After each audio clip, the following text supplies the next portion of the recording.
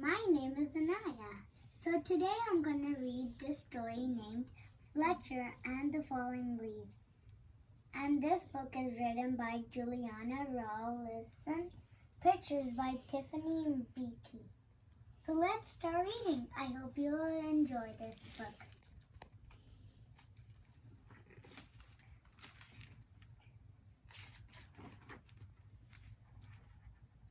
The world is changing every morning. When Fletcher's bound out the den, everything seemed a little bit different. The rich green of the forest was turning to a dusty gold, and soft swishing sound of summer was fading to a crinkly whisper. Fletcher's favorite tree looked dull and dry and brown. Fletcher was beginning to get worried. So here's the fox named Fletcher, and this is his tree.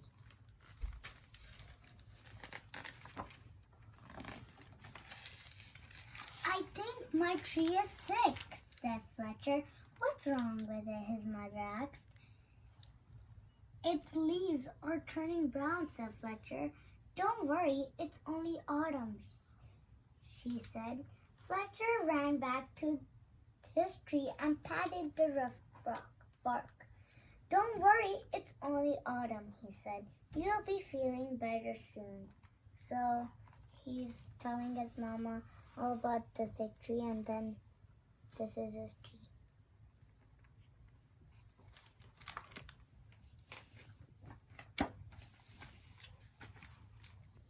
But the tree didn't get better. Each day more leaves turned brown. One morning the wind blew a small brown leaf off of a branch. Fletcher jumped up and caught it very gently in his paws. So here's the leaf that just fell, and he's gonna catch it.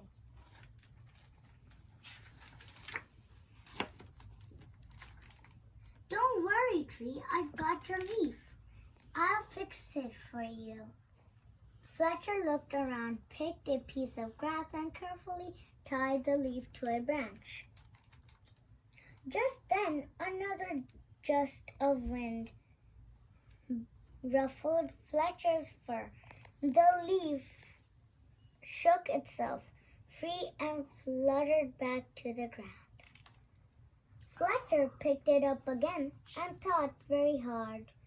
Then he poked the leaf into a twig and pushed it down firmly. Now you hold on tight, said Fletcher. No more flying around. The little leaf gave a tiny rustle in reply. So here's he putting it back, and here's the leaf fell down while he was putting it on the tree. And now let's see what's gonna happen next.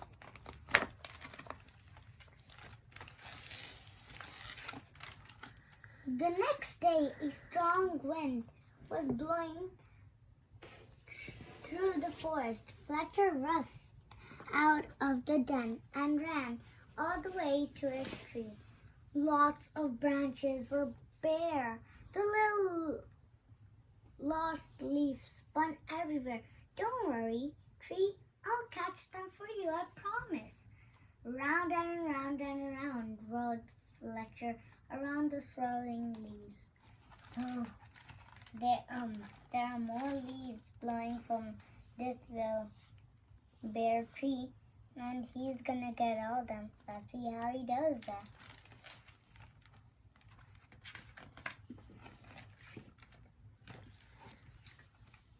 Leaves, wonderful, just what I need for my nest, said Squirrel. But these belong to the tree, said Fletcher. Don't take them away.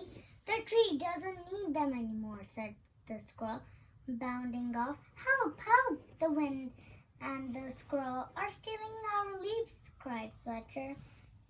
Leaves, terrific, Just what I need to keep warm, said a porcupine rolling around. But these belong to the tree, said Fletcher, plucking leaves from the porcupine's needles. Not anymore, snuffled the porcupine, and away he rode. Help, help, the wind, the squirrel, and the porcupine are stealing our leaves, cried Fletcher. So here's a squirrel stealing the tree's leaves, and a porcupine who needs to just get warm with the leaves. Suddenly, a flock of friendly birds swooped down from the sky. They picked up the leaves in their beaks and poked them into the tree branches. Soon the tree was leafy again, and Fletcher flopped down and smiled. Thank you, birds. Thank you, he gasped as the birds fluttered away. He lay looking up through the leaves at the sky and drifted up to sleep.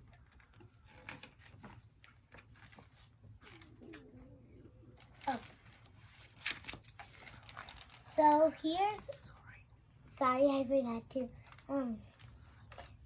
to show the picture. So here's the blue friendly birds who are trying to help put the leaves back on the tree. But the wind continued to blow and the branches still danced. The leaves shivered and shook themselves and began to wriggle free. They tossed and turned and twitched and twirled and tumbled to the ground. They brushed Fletcher's ears and nose and filled his dreams with a whisper sound. So here's he sleeping, and the wind is keep on blowing the leaves everywhere.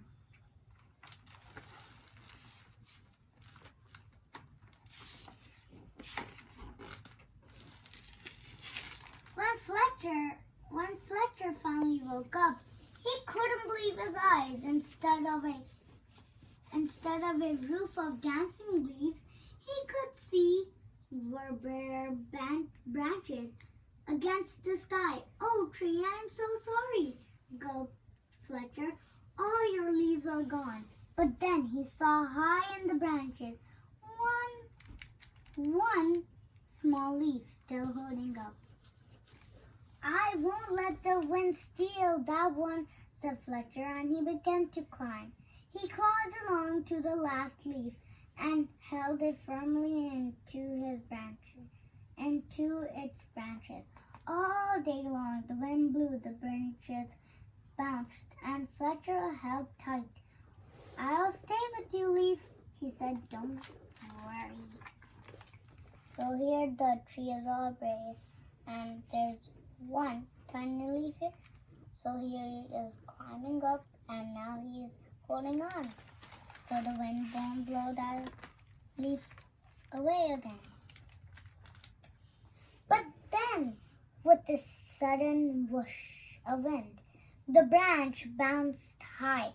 With a blip, the leaf let go and fluttered like a little flag, clutched into Fletcher's paw. So here's that one just gonna fly again with the wind. And now the tree is all bare again.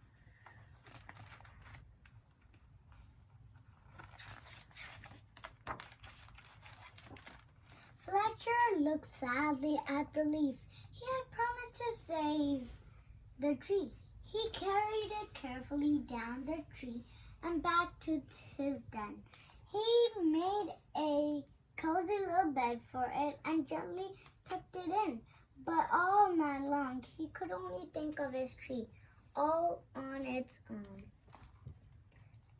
At dawn, Fletcher tiptoed outside. The wind had finally stopped blowing, and the air was cold. The moon still hung in the clear sky, and pale stars glimmered as he came to his favorite tree. Fletcher saw a magical sight. So he brings the last leaf in his house, and now he made a cozy bed for it. Now let's see what's gonna happen magical. The tree was huge, hung with 8,000 icicles, shining silver in the early light. You are more beautiful than ever, whispered Fletcher, but are you all right? A tiny breeze shivered the branches, making a sound like laughter, and in the light of the rising sun, the sparkling branches nodded.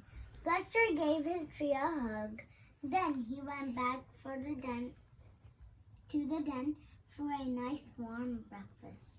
The end. So, it was fun reading with you guys, and I hope you like this book as much as I do. Bye!